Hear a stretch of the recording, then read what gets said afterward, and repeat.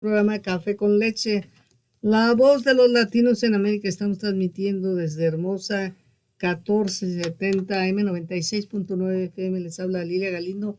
Me acompañan Michael Dutton y Violeta en los controles. Good morning, Michael. Let's talk about this. We're talking about a conference that I attended in Friday, August 18, with Ethnic Media Services. And also the other thing that they discussed was the polarized environment about education, that in some states they are doing something like in Florida. What have you heard about that? How affects the education Oh now? well, yeah. That's well to be honest, there's only one way to actually say this from my point of view, from me as an individual, and that is that our history and what kids learn in school can make you uncomfortable. And some people don't want to be uncomfortable, and they challenge what's being taught because it doesn't match their expectation or what they want to hear. And it's like DeSantis is talking about in Florida, and they're talking about uh, the benefits of slavery and the positive things that came out of it. Well, that depends on who you are, I guess. Slavery was not a positive learning experience for African Americans.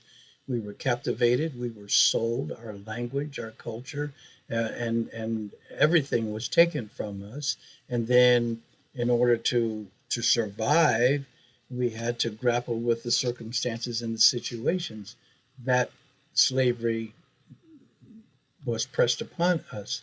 And so, and I think what it sounds like anyway is that that's the focal point and something that they brought up in Florida.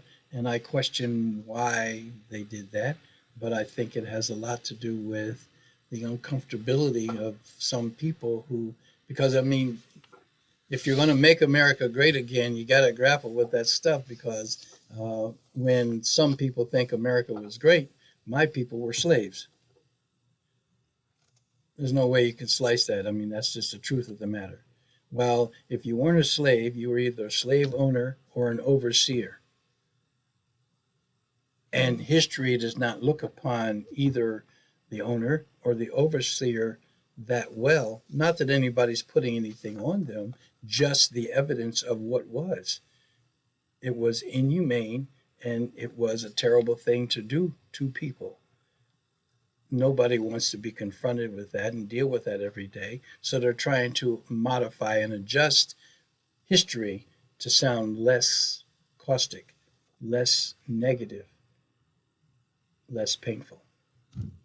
Bueno, le estoy preguntando, se hizo un comentario acerca también de la polarización, el ambiente en el que estamos viviendo, este, donde se están haciendo modificaciones a los libros escolares y a los currículums y todo esto, y dice, yo le preguntaba yo su opinión de qué es lo que pasa.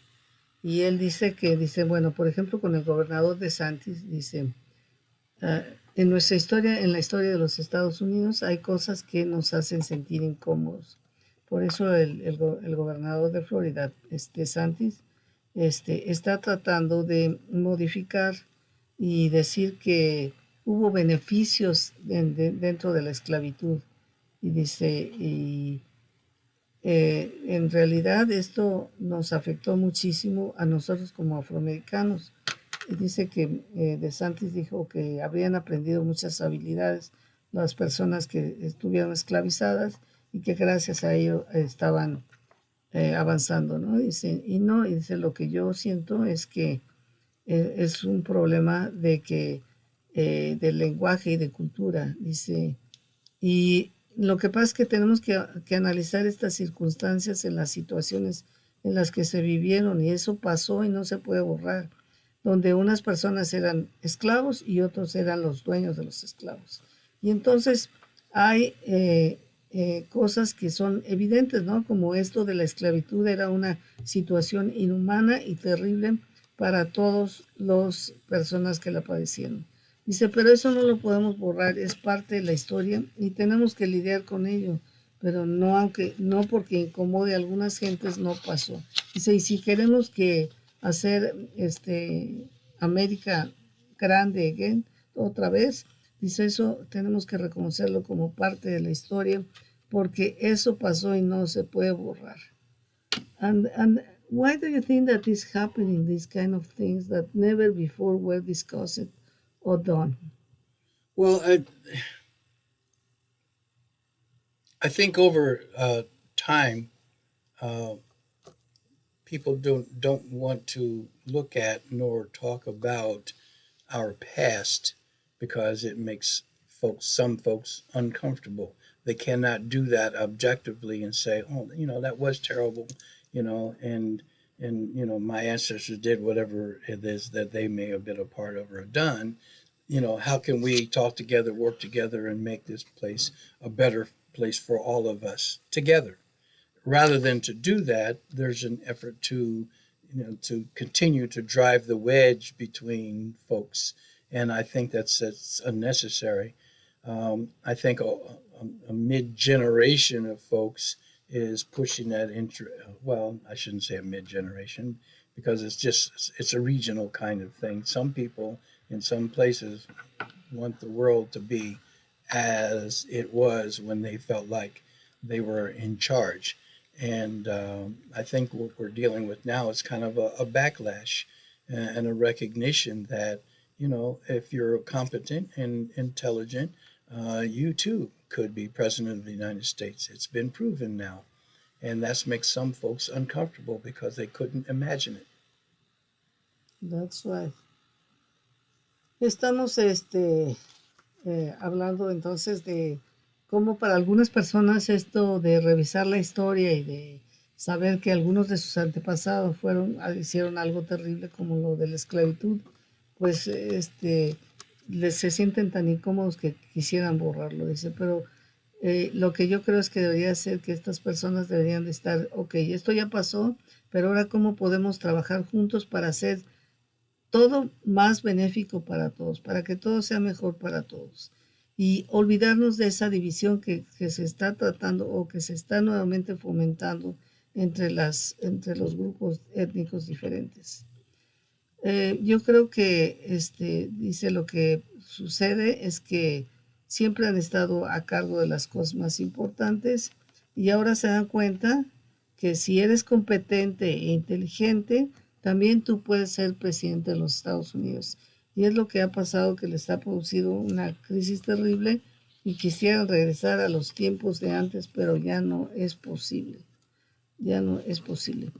Do you think that the election 2024 is going to resolve this kind of issues or is going to make them deeper? I have no idea. I'm anxious to see who votes, who participates, and what the outcome is going to be. I don't know. I am hopeful, and I'm just not in a position where I dare to even begin to predict.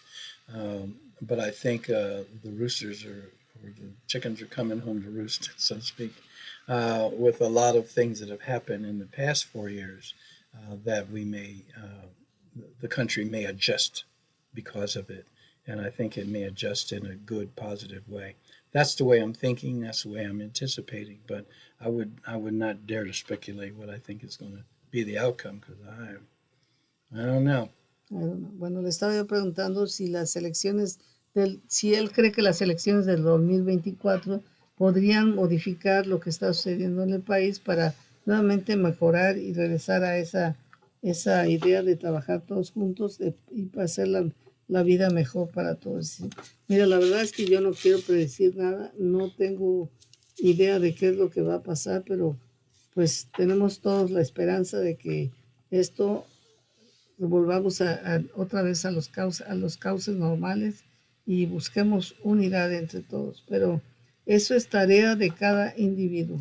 So it's responsibility of each one to do the thing that they have to do. Everybody has to be serious about their citizenship, get out and vote, and participate in our government. I think too many people who weren't sure in what direction to go didn't participate, and that's how we ended up with what we have now. or what we had in the past administration that refused to participate in a peaceful transition of power. And, that's where we are now. The Constitution is being tested.